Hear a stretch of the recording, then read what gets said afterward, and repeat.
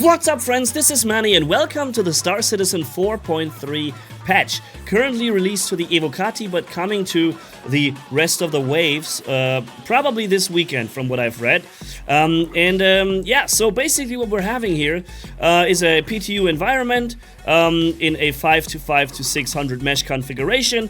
And we have testing focus on stability and fixes, the new Onyx facilities, mission distribution upgrades, hangar spawning, dynamic snow, ladder improvements, and a new Volt sniper rifle, Zenith. And yes, I'm still not over my cold somehow. Not ready for testing is the new Vicolo special ships and the player hairstyles. Okay, known issues are mostly similar to what we know before, so not really too much here. The floor in the lobby of the hospital has no collision. That's not cool. You can fall right through. Alright, so features and gameplay. Let's go and make this quick, okay? Onyx facilities house a new investigation mission system set in approximately 100 newly added abandoned research locations spread throughout Stanton.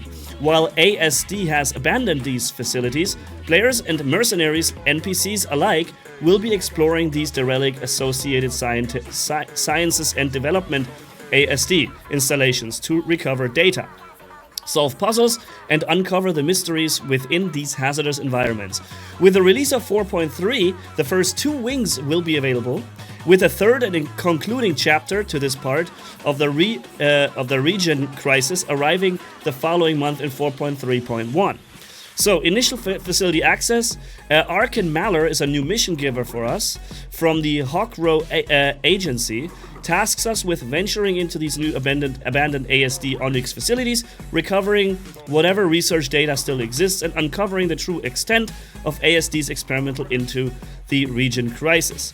Now, delving into the deep facilities, upon completion of the first of the Phase 1 missions, 4 new mission tracks within the facilities become available through the 2 open wings of the Onyx facilities. These must be first completed in succession before becoming repeatable in any order.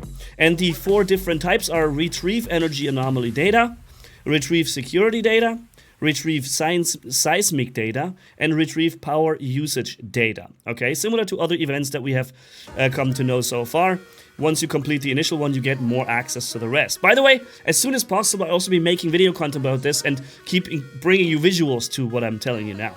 So, these new missions tracks will also take you through 2 open wings of the Onyx facilities, the research labs, and the engineering. Discover multiple data collection points containing valuable research data and audio logs that reveal the mysterious circumstances behind the facility's abandonment.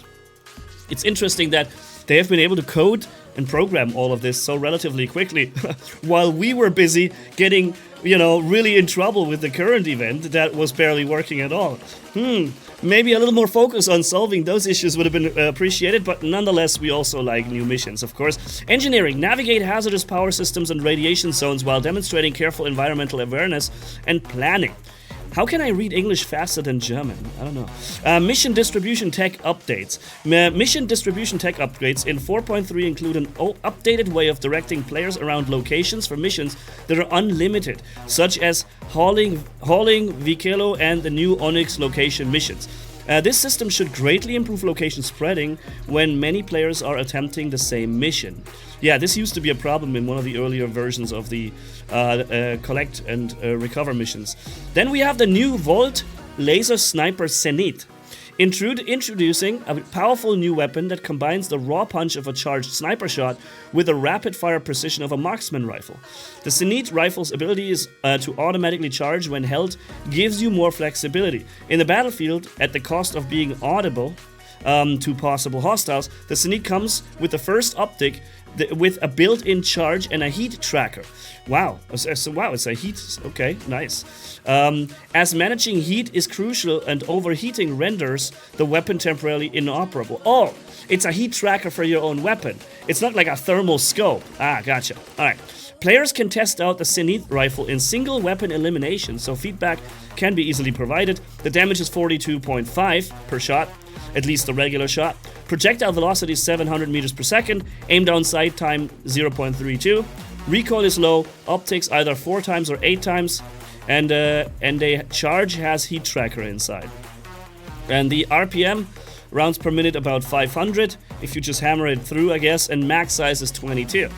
Then, however, and that's the interesting part, you can charge it by, as they say, just leaving it how it is, and it will charge up, and then it will consume 3 times as much ammo, producing twice the projectile speed, so 1,400 meters per second, and twice the damage of the original shot. So basically, 85 damage.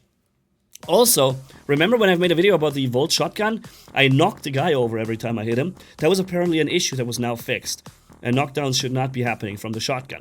Additional weapon and item upgrades. Ammo type availability in stores has been greatly increased, and a balance around all weapon shops. Alright, then we have Dynamic Snow.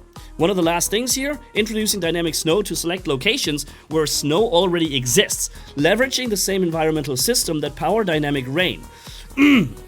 Sorry, my throat is really bad. This means snowfall will now appear based on weather conditions, and currently snow is enabled on Stanton 4. Very nice, gonna have to check that out. Ladder improvements. Remember they had a V2 version 2 version of the ladder and they scrapped it. Implementation of further ladder system into Star Citizen. The update includes many new traversal mechanics to all ladders and ships environments around the persistent universe. This includes look around while on the ladder. We've seen this in one of the videos I've made. 180 degrees while moving or 355 while stationary. Midpoint enter exits.